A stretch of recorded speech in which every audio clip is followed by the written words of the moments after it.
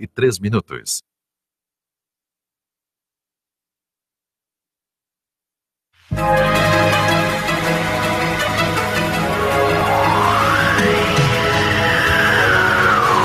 A partir de agora, a informação no seu rádio. Jornal da Tarde. Jornal da... Aqui na Rádio Vitrine, você fica bem informado com as principais notícias de Botucatu e região. Agora na Web Rádio Vitrine, a entrevista do dia.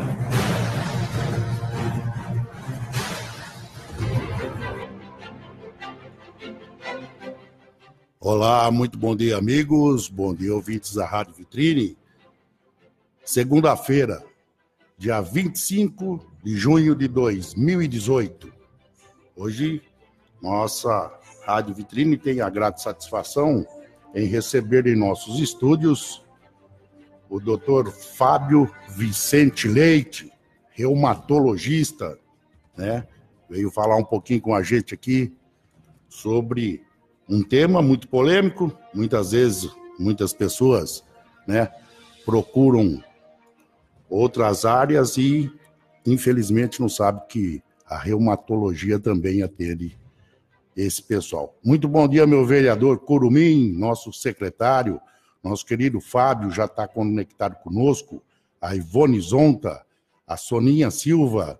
Muito obrigado a todos aí pela companhia e pela audiência. Doutor Fábio, seja muito bem-vindo, bom dia. Bom dia. Muito obrigado pela presença do senhor. Eu que agradeço, aceito o nosso convite aqui na nossa Rádio Vitrine, para a gente poder passar um pouquinho para os nossos amigos e telespectadores aqui, ouvintes, o que é hoje o Dr. Fábio, né? Apresentando o Dr. Fábio aqui, ele é chefe de serviço da Unesp, na parte de reumatologia. Dr. Fábio, hoje a reumatologia, né, uma área muito importante dentro da nossa medicina.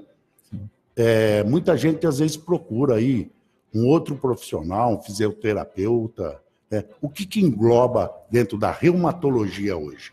Valéria, essa pergunta é uma pergunta muito interessante, né? Porque a reumatologia nasceu, né, inicialmente para tratar doenças que têm uma origem, como o povo fala coloquialmente, que é o reumatismo no sangue, né? São doenças autoimunes, quer dizer, o nosso sistema de defesa atacando o próprio corpo, né? São aquelas doenças que pegam aquelas articulações e fazem as articulações irem ficando tortas. A gente tem alguns nomes para essas doenças, existem várias, né? As mais conhecidas, artrite reumatoide, espondilite anquilosante, e outra doença que também é famosa, que é o lúpus, né? Sim. Só que com o tempo, Valério, a reumatologia ela começou a abranger muito mais do que só isso, né? Até brinco, eu falo que existem duas reumatologias, porque atualmente nós focamos bastante também nas dores musculoesqueléticas e dores como um todo, né? O reumatologista tem que ter um bom conhecimento do tratamento de dor, né? A gente faz tratamento para tendinite, para bursite, epicondilite, né? Para dor nas costas, dor na coluna cervical. Então abrange muito mais do que somente as doenças autoimunes propriamente ditas, né? Hoje, né, como muita gente, a gente mesmo, né, leigo no assunto, entre aspas, a gente sabe que muitas vezes a pessoa procura um outro profissional para tratar, como o senhor disse, aí, de uma tendinite, de uma bursite. Sim. E dentro da área da reumatologia hoje, isso já é normal, né, doutor? Sim, sim. Inclusive, por exemplo, a gente faz uma avaliação bem global do paciente, né? Tem pacientes, por exemplo, que têm dor nas costas, quando você vai ver o problema é uma perna é menor do que a outra, por exemplo. Olha aí. Ou, por exemplo, existe até casos, por exemplo, de paciente que tem dor no ombro e o problema às vezes está, inclusive, no pâncreas, está no diafragma. Nossa, que legal. Então, é uma área bem ampla, né? Uma consulta reumatológica aí leva no mínimo, só de história, exame físico, entre meia hora e uma hora, né? Para você conseguir fechar um diagnóstico. Quer dizer, coisa bem... Só de patologias do ombro existem mais de 20 causas para dor no ombro, né? Olha aí, rapaz. Sim. Que coisa interessante. É muito legal saber disso aí, porque, olha aí, hoje, né? Olha quanta gente já conectado conosco aqui. Legal. Olha aqui, o o Júlio Rocha já está aqui, a Gisele Leal, a Soninha Silva, o Júlio tá pondo. Bom dia, Valério. Desejo a todos um dia repleto de saúde, sucesso e realizações. Obrigado, Júlio. Muito obrigado pela sua companhia e sua audiência. O César Montanha, meu querido Cezinha, também já está conectado. O Bruno Henrique Garieri de Luca também está conectado conosco. Doutor, e dentro dessa área na Unesp, lá, o senhor hoje é o chefe do serviço da reumatologia, né? Isso, é. E como que esse trabalho é feito dentro da Unesp, nessa área da reumatologia? Então, nós temos 3 cargos de chefia lá dentro, né? Que é a chefe da disciplina, que é a doutora Sula Gláucia, eu sou o chefe do serviço, e tem o preceptor da residência médica, né? Então, por exemplo, na minha área específica, né, a questão da chefia de serviço, a gente tenta estar organizando como que são distribuídos os ambulatórios, né? Muitas vezes, assim, junto com... A gente faz reuniões de chefia para organizar como é que nós vamos dividir as aulas, né? E nós temos uma equipe de 6 médicos contratados, né, no total, e mais 2 só, infelizmente só 2 residentes por ano, para dar conta de todas as doenças reumatológicas de Botucatu e região, né? Então, uma das coisas que nós temos que priorizar são realmente os pacientes que têm as doenças autoimunes mesmo, né? Aqueles que podem colocar em risco a vida ou a saúde articular. Essas artrose, doenças mais comuns, infelizmente a gente acaba tendo que contrarreferenciar muitas vezes de volta para a unidade básica de saúde, né? Fibromialgia, que é uma doença altamente prevalente, que o paciente tem dor no corpo inteiro, né? Também não tem como, a Unesp não consegue comportar todos esses casos, né? Então a gente acaba contrarreferenciando para as unidades básicas, né? Entendi. E esse pessoal da nossa região aqui, né, que a gente sabe que a nossa querida Unesp aí hoje é referência no estado, em São Paulo inteiro, no Brasil, né? É uma referência, principalmente na parte médica. Aqui se atende muita gente. Sim. E esse pessoal que vem de fora, quando chega num estado desse, como o senhor acabou de relatar, que não tem condições, e na cidade dele não tenha esse serviço de atendimento. Como é que é feito esse trabalho? Então, é o que eu estava tentando falar, tanto para Botucatu quanto para as regiões que estão em volta, né, da DIR, que compreende aqui a região de Botucatu. Quando é paciente com artrite reumatoide, por exemplo, que vai precisar de um tratamento específico, que a unidade básica não tem condições de tocar, porque aí que é um tratamento especialista, a gente admite todos aqui dentro. Então, todo paciente com lúpus, artrite reumatoide, espondilite anquilosante, com vasculites, que são doenças que inflamam os vasos, que também a reumatologia abrange, né? Existe uma série de doenças, né, autoimunes. Sim. Essas doenças todas ficam conosco. Todas ficam conosco. Ficam todas aqui, mesmo o pessoal de fora. Só as patologias comuns, assim, que não envolvam imunossupressão, artrose, osteoporose, fibromialgia, que também é do reumatologista, a Unesp não consegue comportar tudo. Entendi. Né? Então a gente acaba contrarreferenciando para a unidade básica. Né? Que legal. Olha aí, um belo serviço aí que a gente desconhece. É muito legal essa parte quando vem, que nem o doutor hoje aqui, e a gente pode passar essa informação, porque muitas vezes, né, a pessoa procura aí, muitas vezes não tem a condição de pagar. Sim. E vai procurar um outro profissional que se desdá junto na área também e pode ter esse atendimento na Unesp. Sim, e tem tem um dado interessante isso que você comentou agora, Valério.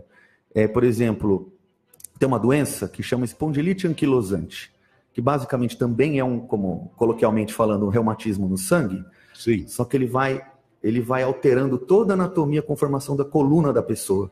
E se não tratar, a pessoa fica completamente torta, né? Olha aí. E normalmente, essas pessoas acabam procurando ortopedistas, procurando outros profissionais. E tem um dado na literatura que diz que um paciente desses leva de 5 a 10 anos para cair na mão de um reumatologista.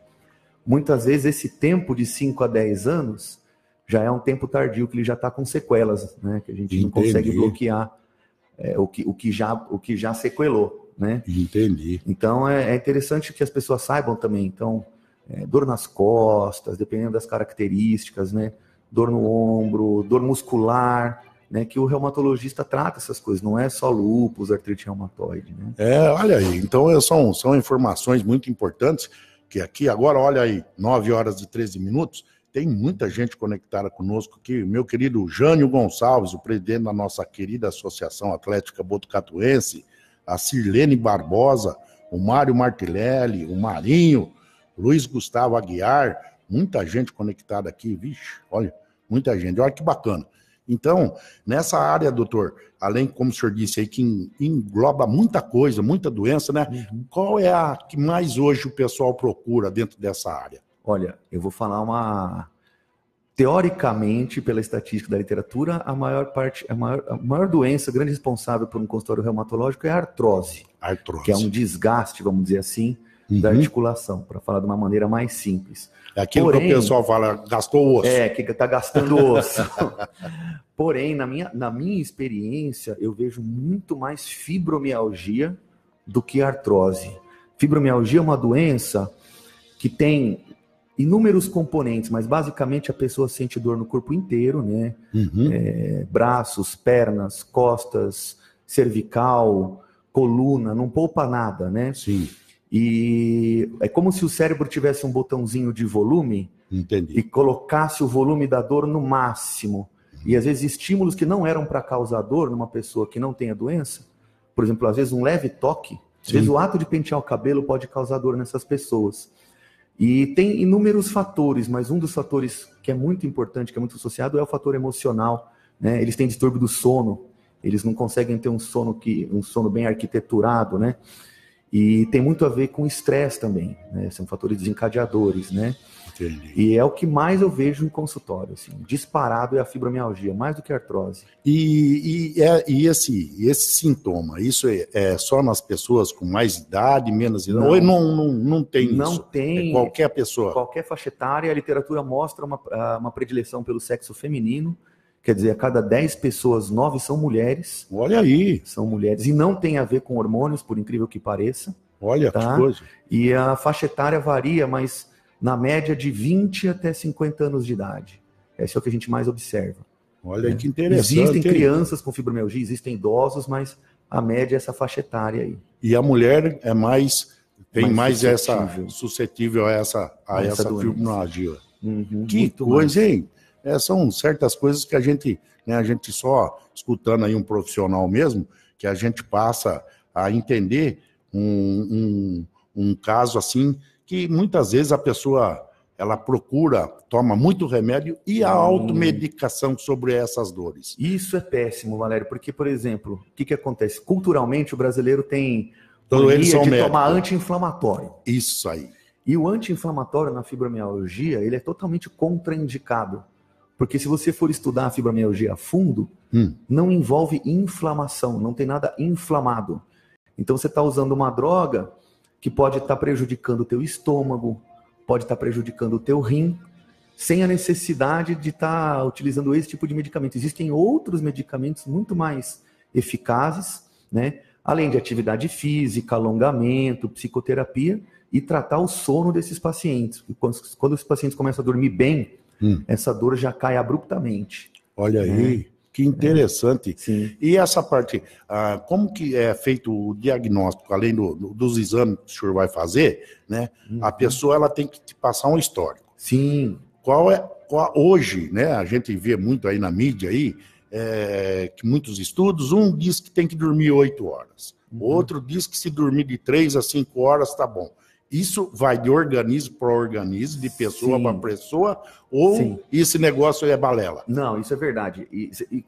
Eu vou responder as duas perguntas que você fez. Com relação ao diagnóstico, isso é uma coisa bem delicada, porque o diagnóstico de fibromialgia é baseado num inquérito, num questionário. Sim. Né?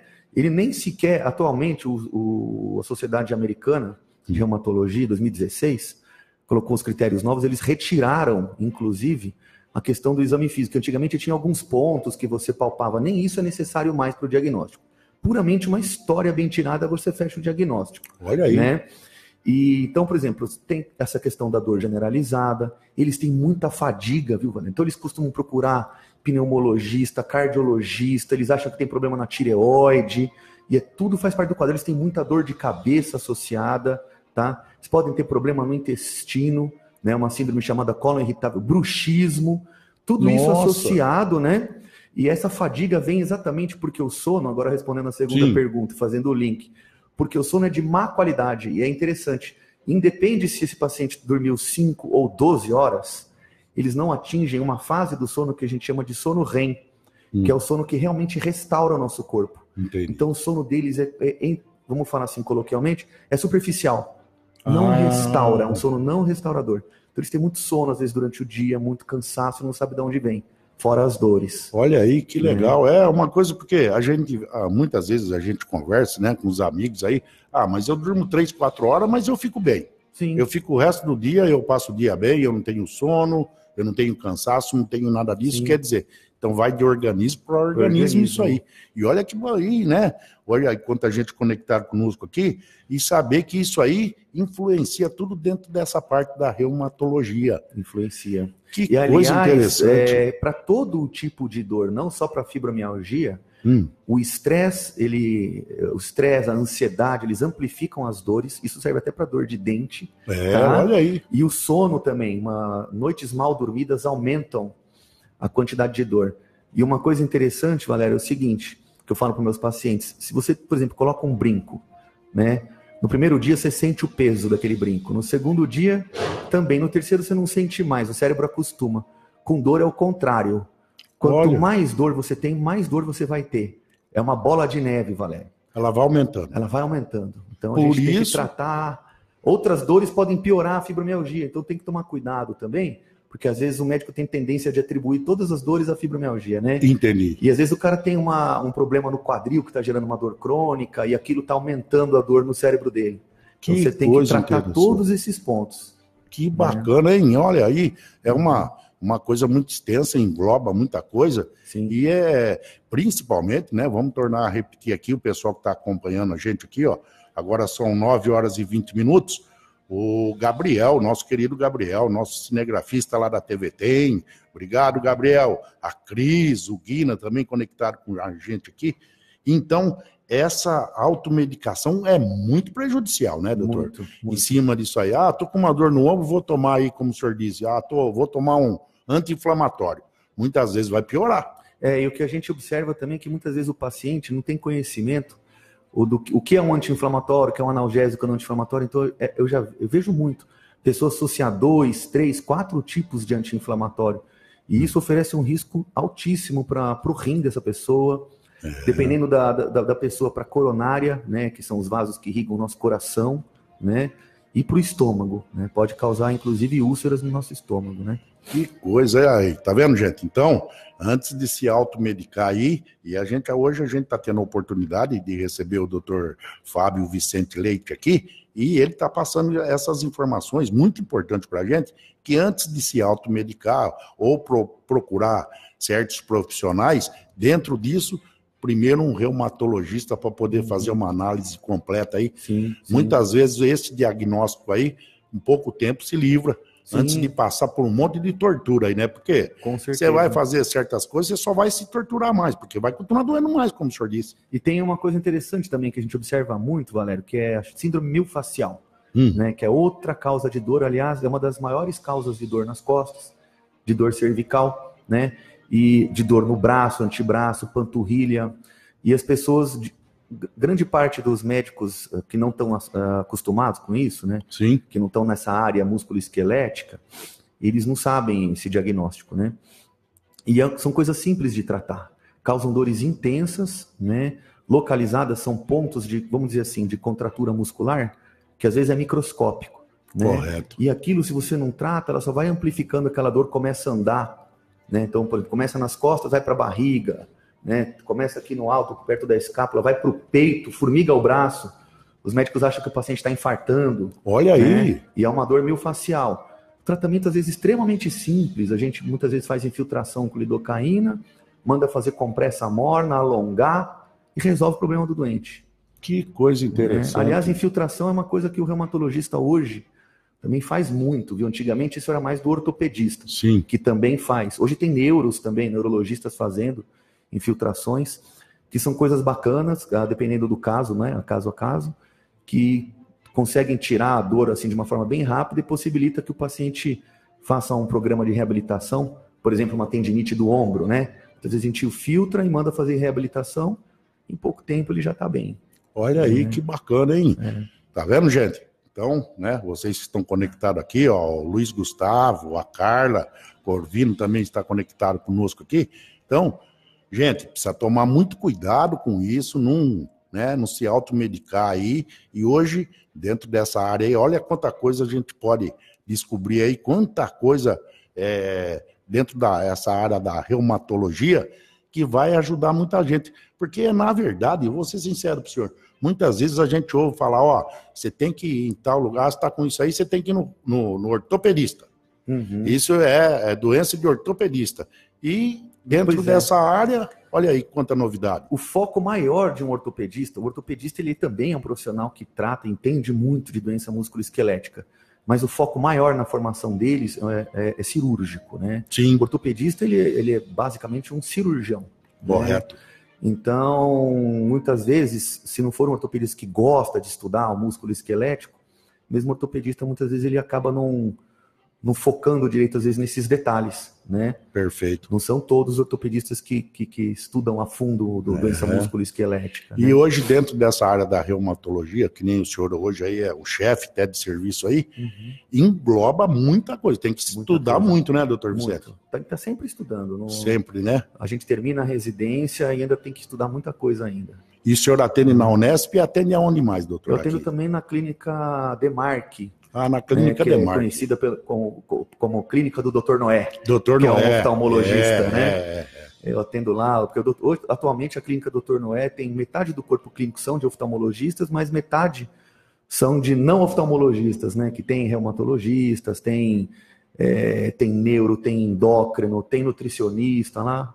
Eu estive lá esses dias trocando meu óculos. Eu fui lá na clínica que eu vi lá. Tem as plaquinhas lá, a gente até me chamou muita atenção, porque eu falei, nossa, né? Na hora eu não entendi nada, mas tudo bem. Você vê lá um monte, reumatologista, como o senhor disse, bastante, várias áreas. Tem lá pediatra, tem tudo. O doutor não é? Geriatra agora também tem. Que bacana. Ele sempre foi uma pessoa muito bacana, muito bacana com todo mundo aí, e trata o pessoal que vai até a clínica dele muito bem. Os profissionais são altamente capacitados lá para que possa fazer o atendimento. E dentro dessa área do senhor hoje, da reumatologia, qual é o que mais se procura? Qual é a coisa mais, vamos supor, a pessoa vai lá porque ele acha que é só da área da reumatologia.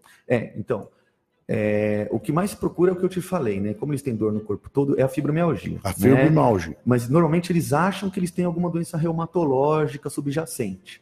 Né? Isso é o comum, né? Agora, a gente recebe muito paciente também contra-referenciado de outros colegas. Entendi. Né? Que suspeitam de doenças autoimunes, né? De lúpus, ou, por exemplo, dependendo muito de oftalmologista a gente recebe, que existe uma doença que chama uveíte, que está relacionada a doenças autoimunes, né?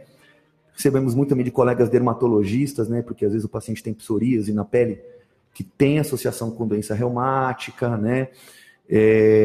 Com lúpus cutâneo, né? Então a gente acaba recebendo de neurologista também, a gente recebe bastante. Olha aí, que legal. Né? Porque pode ter, às vezes, vasculite, sistema nervoso central, outras doenças. E o mais interessante, como o senhor disse, através de uma pesquisa muito bem feita, né, consegue chegar a esse diagnóstico. Sim. Sem precisar submeter o paciente a vários exames, a várias coisas, consegue já direcionar esse mal, esse sintoma que ele está sentindo, só com um belo de um formulário muito bem feito. Isso na fibromialgia. Agora, uma coisa interessante também que as pessoas costumam confundir é o seguinte, legal que você tocou nesse assunto, porque assim, se eu vou medir açúcar no sangue para ficar fácil, deu 400, deu 500, eu sou diabético, certo? Certo. Então, fica simples, assim, me perdoem os endocrinologistas, mas fica simples, fica fácil o diagnóstico.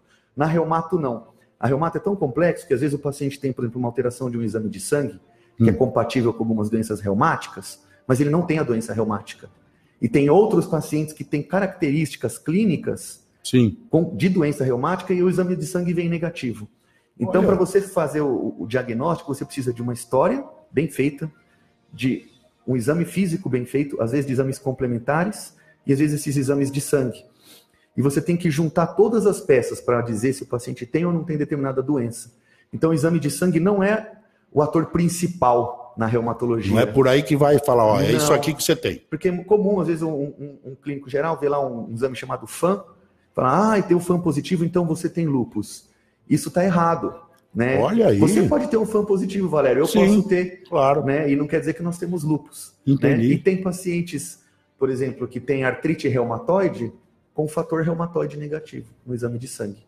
Que né? coisa então é bem interessante. complexo. A gente tem que analisar várias variáveis para chegar coisa num ponto interessante, final, hein? Muito interessante, muito mesmo, muito legal. Olha, eu, sincero falar, não fazia ideia que chegava nesse ponto a reumatologia. Por isso que nós fizemos questão hoje que o senhor viesse aqui legal, e agradeço. pudesse passar todas essas informações aqui, que é muito legal, porque vamos pensar diferente agora, né, gente? Olha, a Solange Silva está conectada, o Ricardo também, o Ricardo Campos está conectado. Muitas coisas aí, né, Solange? Ricardo, Luiz, Gustavo. Hoje, se a gente começar com dor aí, não é correr num ortopedista ou então ir numa clínica aí. Às vezes, muitas vezes, se ele não fizer esse diagnóstico bem feito, pode sim. E, obviamente, Valério, que dependendo do caso, lógico, né? Tem vários casos que a gente contrarreferencia para ortopedistas. Sim, né? claro. Tem uma artrose avançadíssima, acho que vai ter que fazer uma avaliação aí para ver se não vai precisar de uma prótese, uma cirurgia. Daí o profissional indicado é o ortopedista, sem a sombra de dúvidas, né? Sim. Nós não competimos com os ortopedistas, nós nos complementamos, né? Perfeito, com certeza. É igual, por exemplo, a cardiologia clínica e a cirurgia cardíaca. Sem dúvida. Né? Que são focos distintos que se complementam, né? Perfeito. E acontece a mesma coisa entre reumatologista e ortopedista, são áreas complementares. E né? isso, às vezes, a gente escuta muitas vezes o pessoal falar assim, eu tô com minha coluna tá pinçada. O que vem a ser isso aí, essa coluna pinçada? A coluna doutor? pinçada é o seguinte, né? Muitas vezes, se a gente imaginar a coluna, você tem uma vértebra que é um tecido duro, ósseo, Sim. né? E entre uma vértebra e outra, a gente tem um tecido mole que é o disco, né? Correto. E esse disco, por uma série de fatores, ele pode se deslocar, ele pode ir um pouco para trás, pode ir um pouco para a diagonal. E numa dessa que esse disco se desloca, ele pode começar a esmagar, vamos dizer assim, um nervo que tá correndo rente à coluna. E quando ele faz isso que é o tal do pinçamento, né? O paciente passa a ter uma dor com característica específica que a gente chama de dor neuropática. Normalmente é uma dor queimada, né? Às vezes o paciente pode ter formigamento, e dependendo do nível de onde está acometendo dessa hérnia, pode até dar déficit motor, né? Quando o paciente tem problema, déficit motor, problema para andar, para mexer, fraqueza, é uma situação que 99% das vezes acaba caindo numa cirurgia. Olha aí. Né? A gente acaba contrarreferenciando ou para colegas ortopedistas ou para colegas neurocirurgiões, que são os dois grandes especialistas que operam coluna. Sim, né? Mas a maioria dos casos não são cirúrgicos, viu, Valério? A maioria dos casos nós tratamos com medicamento e reabilitação. Que legal. E temos resultados excelentes. Eu imagino, hoje, né?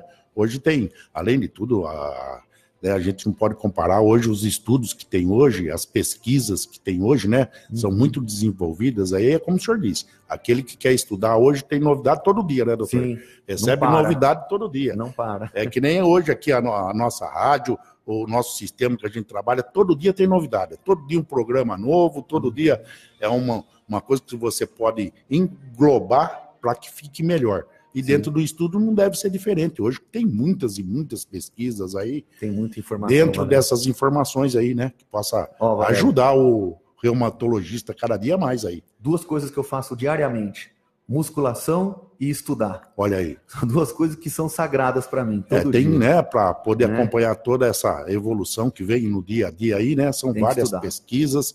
E hoje, dentro da área do senhor, aqui na nossa Unesp, né? A quantidade de paciente é muito grande, doutor?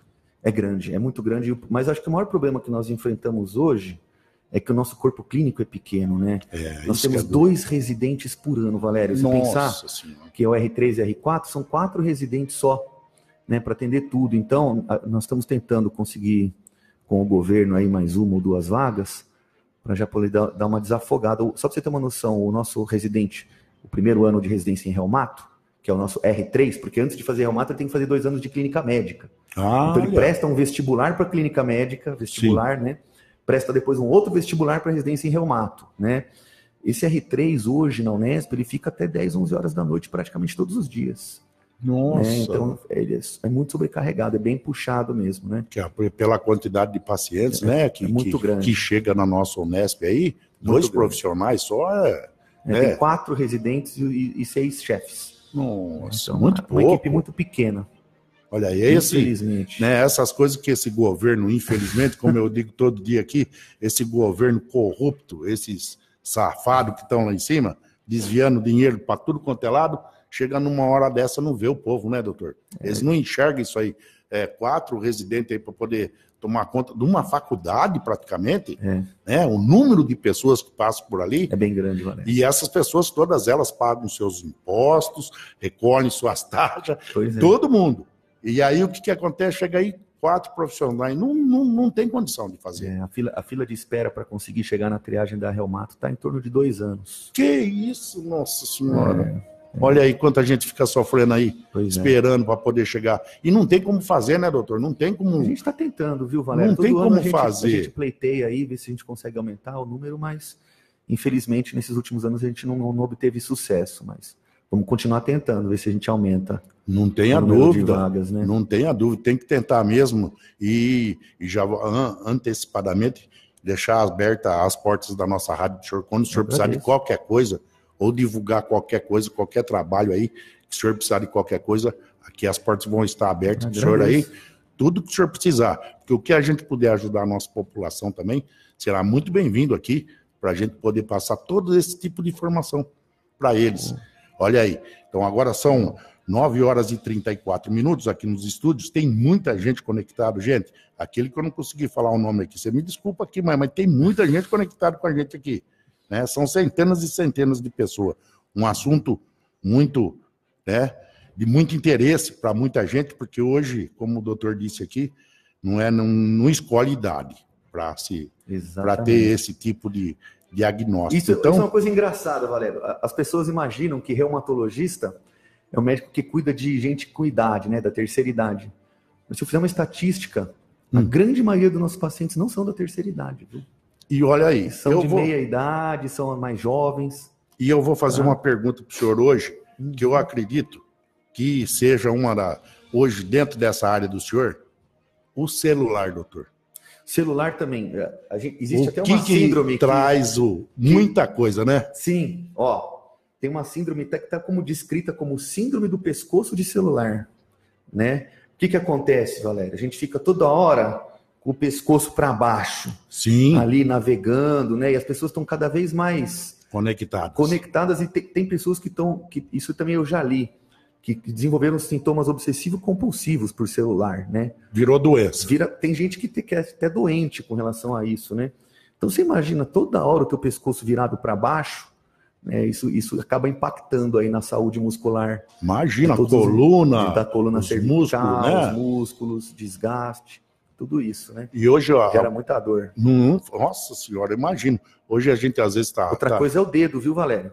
De ficar, né? Tem gente que faz tendinopatia de ficar mexendo toda hora com o dedo, acaba às vezes tendo uma tendinopatia. E o pessoal vinha falando que ia ser a doença do século. Eu não duvido, não. Sim. Eu não duvido, porque cada dia... Eu fiquei aqui na frente, o senhor viu, do prédio aqui, e teve um dia que estava de manhã, eu falei, eu vou fazer uma pesquisa. De cada 10 que passou na frente do prédio, 9 estavam com o celular na mão. Se o senhor passar na frente dele, ele bate em você e não te vê. Mas é verdade. Não te vê.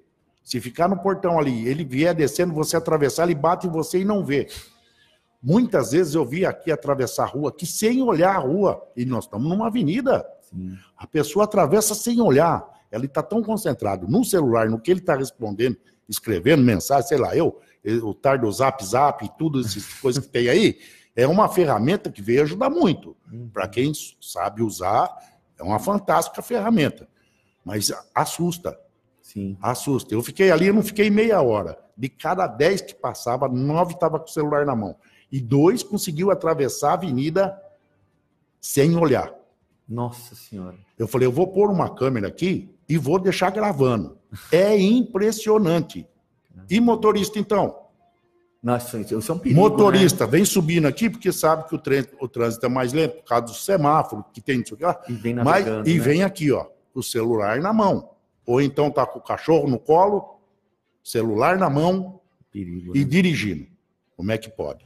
É um perigo, meu. Hoje virou uma doença do século esse celular. E você vai em restaurante também, né, Valério? Acho, ninguém mais conversa. Ninguém mais conversa. Ninguém mais né? conversa, todo mundo tem 4 na mesa, os 4 no celular. Eu acho que eles ficam no mesmo grupo ali, né, trocando ideia. Eu acho que um fica conversando com o outro, porque não é possível.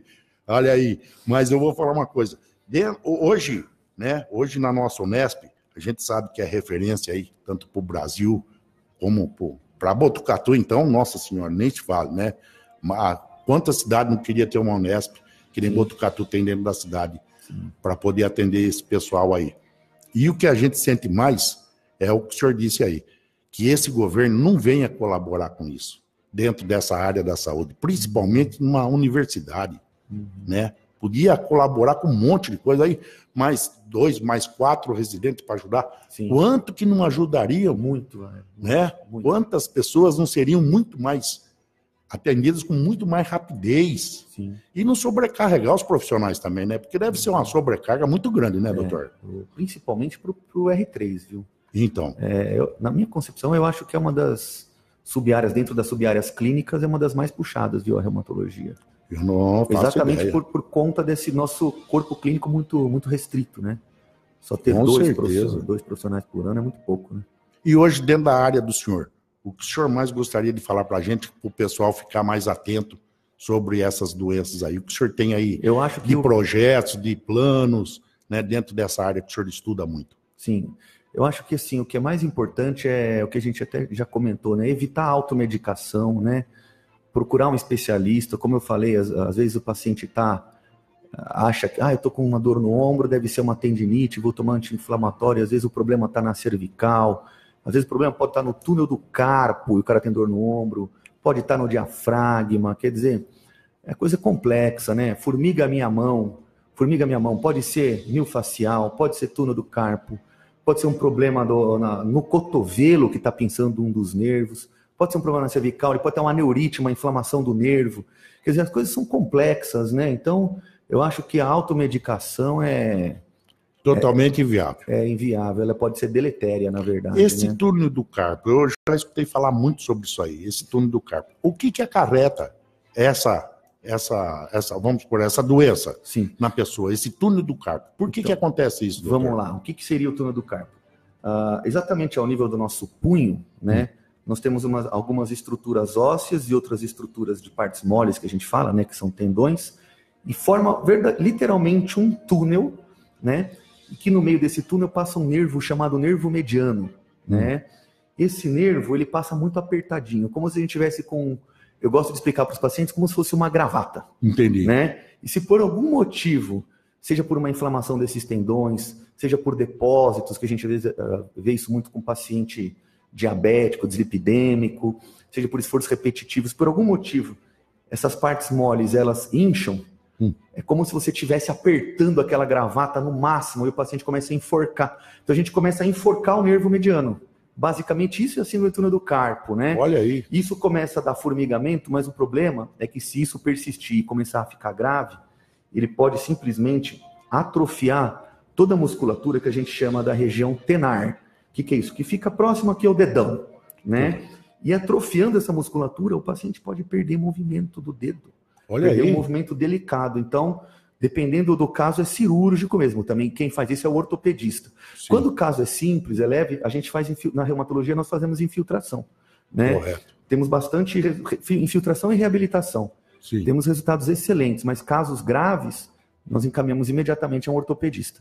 Olha aí, tá vendo? Então é porque a gente muitas vezes escuta falar muito nisso aí, né? Nesse túnel do carpo. E é prevalente, viu, Wagner? E- É comum, viu? Olha aí, e o pessoal que trabalha muito hoje com computador, com essas coisas, tem a tendência, a ter esse problema. Tem uma tendência maior, sim. O Certamente. celular também, ficar ali toda hora ali Também. também vai ter uma tendência a ter essa doença aí do túnel do carpo. Também. Que coisa, hein, gente? Olha aí, muito legal. Olha, doutor Fábio, nós já estamos com quase 50 minutos de programa, passa muito Legal. rápido, Legal. né?